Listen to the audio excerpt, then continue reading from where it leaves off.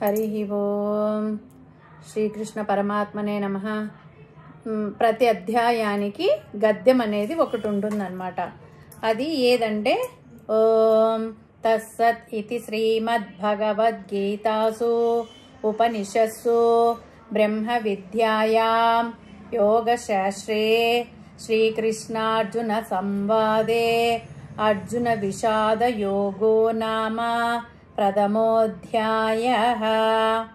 అంటే తస్సత్ ఇతి శ్రీమద్భగవద్గీత అంటే భగవద్గీత 700 శ్లోకాలతో ఉంటుందన్నమాట. భగవద్గీత 701గాని ఉంటాయి. కొన్ని దాండ్లలో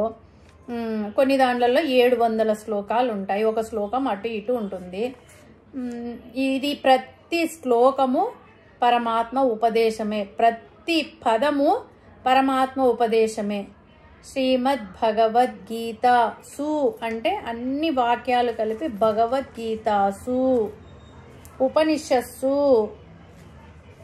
ఉపనిషత్సు అంటే ఇది భగవద్గీత అంటే స్వభావ సిద్ధమైన పేర్లు. భగవద్గీతకు ఇవన్నీ స్వభావ సిద్ధమైన పేర్లు. అర్జున విషాద యోగం అనేది ప్రథమోధ్యాయానికి ఉండే ఈ అధ్యాయానికి ప్రత్యేకించి పేరు. ఉపనిషత్సు అంటే వేదాల చివరి భాగంలో ఉండే సారాన్ని ఉపనిషత్సు అంటారు. ఉపనిషత్సు అంటే వాస్తవమైన అర్థము ఉపనిషత్తు. ఉప అంటే దగ్గరగా, పరమాత్మకు అతి దగ్గరగా మనకు పరమాత్మ స్వరూపాన్ని అతి దగ్గరగా తెలియజేసే గ్రంథం. పరమాత్మ స్వరూపాన్ని తెలియజేసే జ్ఞానం. అందుకు ఇది ఉపనిషత్సు అయింది. బ్రహ్మ విద్యాయాం జీవుడి యొక్క స్వస్వరూప జ్ఞానము, దీన్ని బ్రహ్మ విద్య అంటారు, బ్రహ్మ జ్ఞానం అంటారు.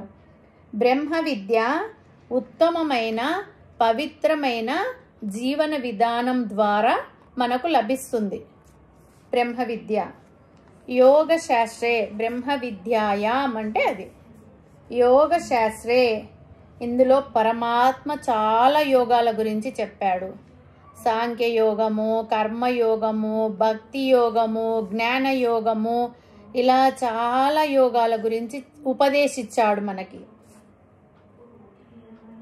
మనకు హితమైన యోగాన్ని ఉపదేశించే గ్రంథం కాబట్టి ఇది యోగ శాస్త్రం.